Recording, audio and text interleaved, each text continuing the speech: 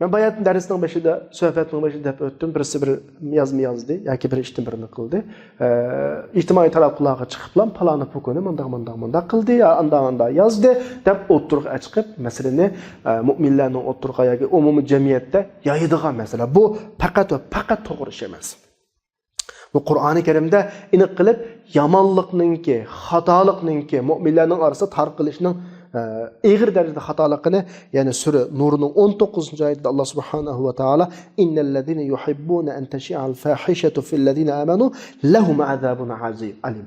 Ma oyatni jiqlarimiz unutib qoldik. Ya'ni boshqa xatoliklarninki, eg'ir yomon xato ishlarninki mu'minlar o'tirisida keng taqilishni yaxshi ko'radigan, xalqning hammasini tashvishga solishni, hammasining kallasini ma'lumotdan qilishni xohlaydigan odamlarninki oxirgi jazosi va lahum azabun alim. Qattiq azob deyapti Alloh Qur'oni Karimda. Shu bu masalaga intayin diqqat qilish kerak. Ba'zilarga unda desa deyishi mumkin. Davotida ham hozirmi ham. Hey buni sen bu yerda yoyig'ucha internetga chiqib bu ijtimoiy taratqularda hammadan o'tirg'ach tashlag'ucha uzgi desa olmamdi desa, nayti mag'rur shaklda taxinimdaydi desa, umu bu yazmani o'tirliqda yozgan bo'lsa, u bu gapni avomning oldida degan bo'lsa, u bu gapni ko'pchilikning oldida degan bo'lsa, men nimishqa buning xatoligini yolg'iz yer deyman deydi. Chunki yushirishing kerak sen. Chunki u ikkinchi qitim uni tuzishga fursat berishing kerak. Chunki u xatolikni avomning oldida o'tkazib, uni avomning oldida rasvo qilishning hech hojati yo'q. Chunki u shu xatolikni sen niyat qilgandek niyatda avomning o'tir dedimi yoki bilmay dedimi, sahvanlikni dedim, sen uni o'qimaysan. Allah onun tövbe verişi mümkün ki, ama senin macinayetin intayin. Eğer Kur'an-ı Kerim'de sana verilgen ceza azabun alim.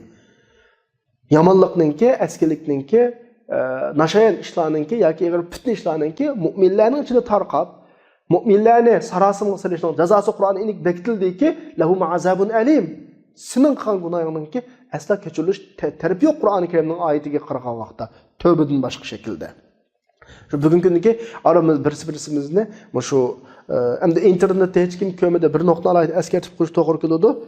Hiç kim kömedi de emniyette ictimai bir şu yolda bir koşuda ketyapmiz. Ne ötüp kalsa her xil ziyafatlerde, her xil sorularda bir dasxanda olturdu, birisi-birisining chiroyiga qarab, ammo internetga chiqqan vaqtda mening kimligimni u bilmedi-ku deb qarab, o'zining iç bag'ridagini hamma to'kib oladigan, dardidan chiqarib oladigan, hujum qilib oladigan ahvollar va her bir adam esida bo'lsin, qiyomat kundagi nama amal deftiriga bu dunyodagi sahifasidagi narsalarning ko'chirishidan saqlansin her bir adam. Mush nokta intayin muhim nokta, intayin avj olayotgan nokta, ham kishilar buning eg'ir jinoyat ekanligini unutib qolayotgan, odatdagi bir narsaga aylanib ketayotgan nokta.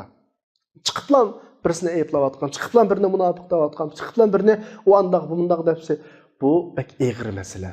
Ayette dedi ki, müminlerçide bu xil şekilde meselelerini taqtiş, bu xil derecede fahişe deb atıda o işlerini, eğir yamanlıklarını, eğir işler olan müminlerini bisaramcan kılışının akıbeti levelehum azabun alim. Ayetinin hükmü şu. Şuna birisi-birisimizge hücum kılış asla ve asla doğru emas. Bu iş Allah'ida teklif kılışımının sebebi mesele nereden çıkarılık dese, karşı tarafki bo'lgan oy fikrininki to'g'ri olmasligi. Yani bugungi darsimizningki, sohbetimizning asas mazmuni shu, boshqalarga nisbatan yaxshi o'yda bo'lmaganlikning natijasi.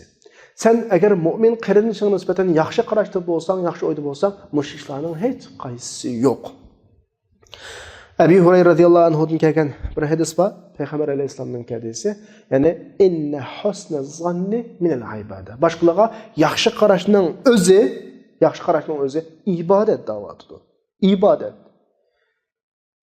Allohga bo'lgan qarashimizni yaxshilaymiz, tunishimizni to'g'rilaymiz, buning o'zi ibodat.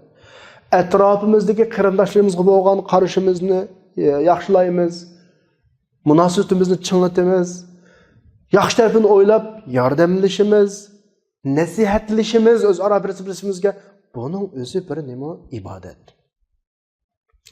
Esingizda bo'lsin, etrafımızda kafir yok bizim etrafımızda inşallah.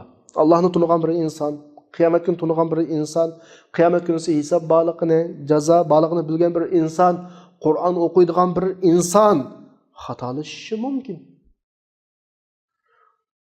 Belki bir özür suadı.